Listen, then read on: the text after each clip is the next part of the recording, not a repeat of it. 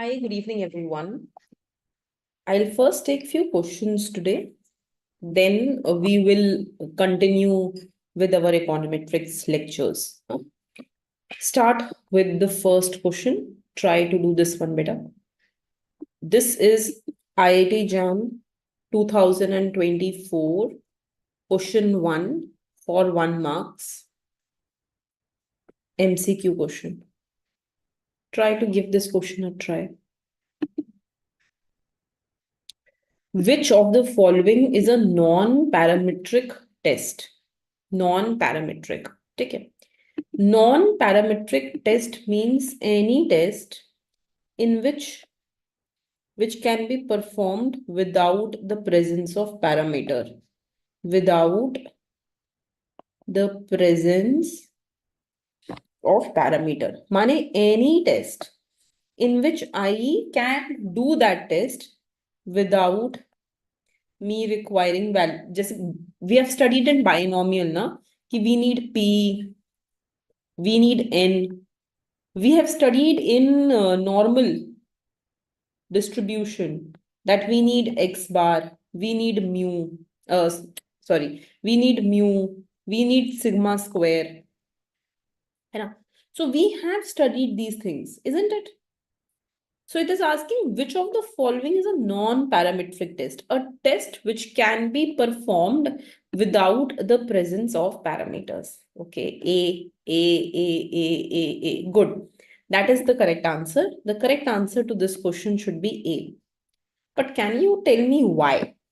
Anyone? If you can please tell me why would that be true? Why A is the correct answer? Why don't we need parameters in chi-square?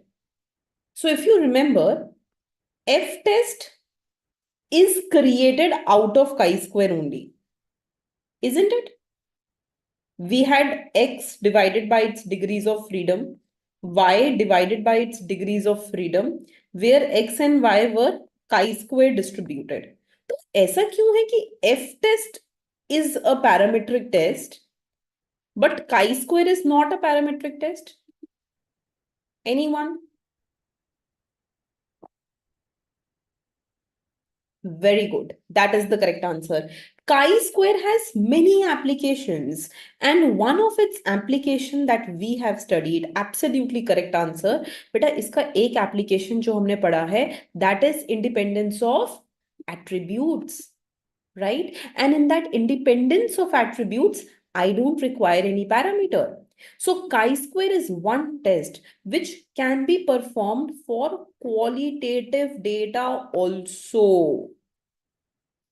Right? Its application include things like what we have studied, like independence of attributes, where we are comparing actual and observed values.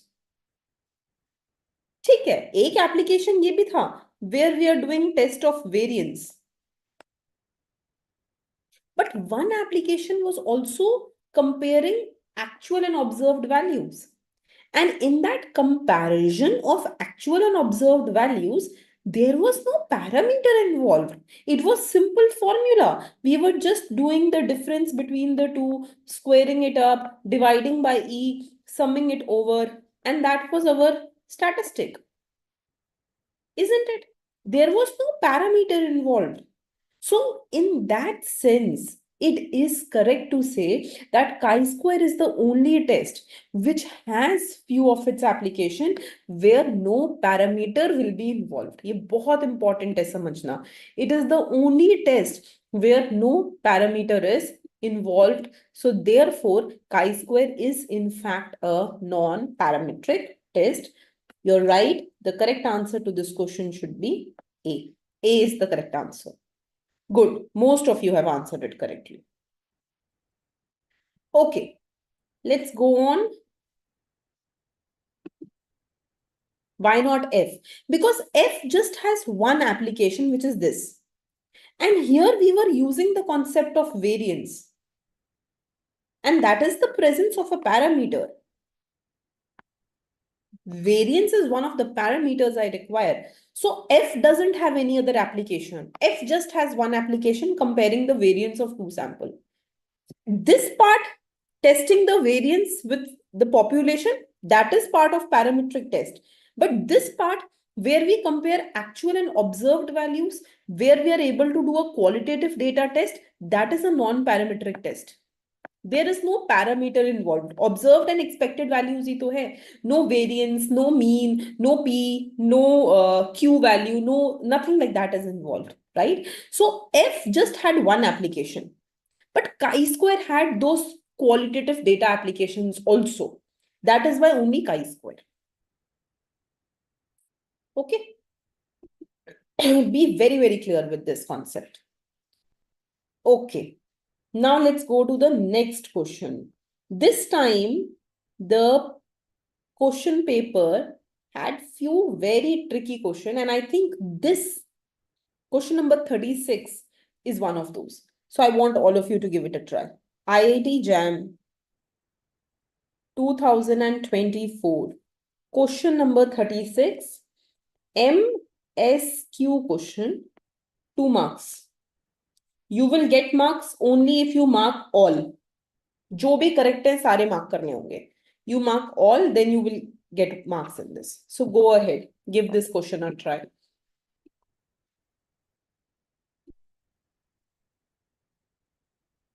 एक एक point को बहुत ध्यान से पढ़ना है with what we have done in our class.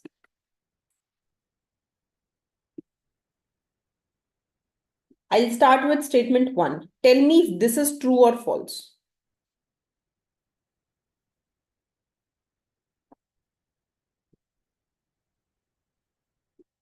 Okay, true, true. ठीक है. So read the statement, beta. X1, X2, Xn be the random sample drawn from probability distribution having mean mu and non-zero variance sigma square. Which of the following statement is correct? The sample mean has standard deviation of sigma by root n. We have made, you remember, I had given you standard error table. I had given you a standard error table या standard deviation table. And वो जो standard error table हमने बनाया था, in that we had written that the sample mean will have standard error or standard deviation of sigma by root n. Of sigma by root n. So yes, this is a true statement. This is a true statement. So A is correct. Okay. Now let's talk about B. Tell me whether statement B is true or false. Statement B, is it true or false? False. Okay. False.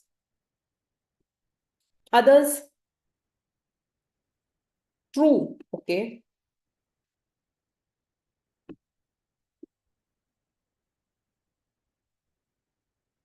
True. Okay. देखो, this is not sigma by root n. ध्यान से देख लेना. This is sigma root n. हाँ. Do accordingly.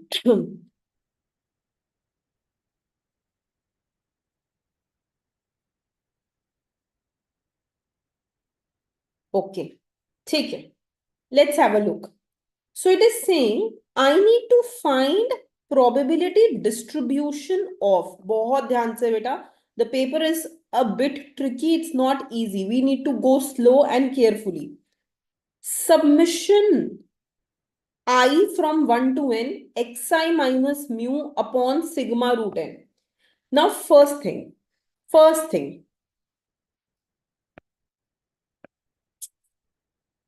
What is happening? First thing.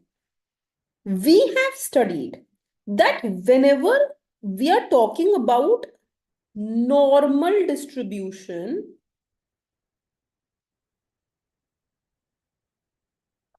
of mean, जब हम z test कर रहे थे, when we were talking about normal distribution of mean, how were we writing it? X bar minus mu upon standard deviation by root n. We were able to do a Z test because we were saying that this distribution is normally distributed. जब भी हम Z test करते हैं उसका मतलब ही है कि it is normally distributed. Also, इसी पर हमने एक बहुत इंपॉर्टेंट चीज लगा दी थी which is called as central limit theorem, which was also suggesting the same thing, that this x bar will be normally distributed. Hence, we were going ahead and we were using a Z test on it. I hope you remember this thing.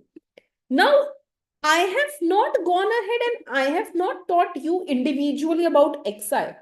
किसी एक xi के बारे में तो हमने उसका standard error नहीं पढ़ा है. We have studied standard error for the mean. So first of all, my question arises here that is this in the mean format? No. And denominator is also not matching. It is sigma by root n की जगह it is sigma root n. But let us try to open this up. So if I go ahead and I write this down, summation upon sigma root n. This is given to me. Summation xi minus mu upon sigma root n. I want to check, can I represent this in this format? क्या हम इसको इस format में क्या किसी भी तरीके से हम इसको लिख सकते हैं? Can we represent it in this format? Okay, let's try to open this up. You also open it. So this will give you summation xi minus summation mu upon sigma root n. Summation mu beta. It means that mu is a constant. There is no subscript here. No subscript. So mu is a constant. तो अगर mu एक constant है and I am summing up mu, so what will this give me? All of us know it will give me n times mu because I'm adding mu n times. So this will give me summation xi minus n times mu upon sigma root n. Upon sigma root n. Now it should strike you something. इतना easy नहीं था वो, देखते ही नहीं हमें answer देना था true या false. Now it should strike you. Okay, let me try to take n common. If I take n common, I will get summation xi minus mu upon sigma root n. This will be by n. I have taken n common and out. Summation xi by n. This is mean of x. So here I am going to get mean of x minus mu and into n upon sigma root n. Now let's cancel this out. So n and this will cancel and I will have root n in the numerator. अब देखो what am I getting finally? X bar minus mu root n by sigma. और ये z क्या था?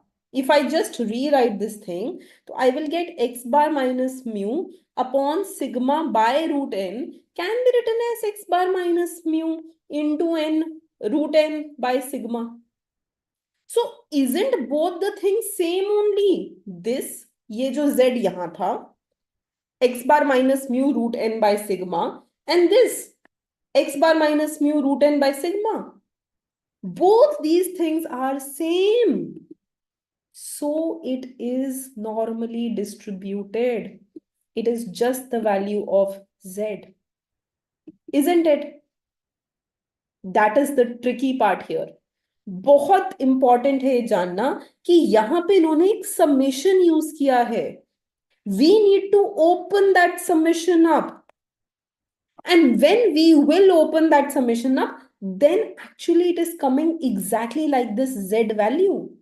And that has to be normally distributed. तभी तो हम उसको ऐसे represent कर पाते हैं. Because it is normally distributed, we are able to write it in the standard normal format. So the answer is that yes, this is true statement. It will follow standard normal distribution because this is nothing but just z. And z का तो वो ही है, property ही ये है that it is standard normal distributed with mean 0 and variance sigma by root n. Right? Is this clear? Any doubt in this? Please ask me if there is any doubt.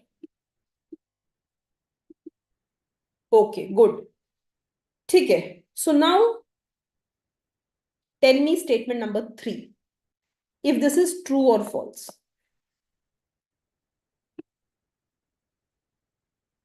Statement number 3. Is this true or false?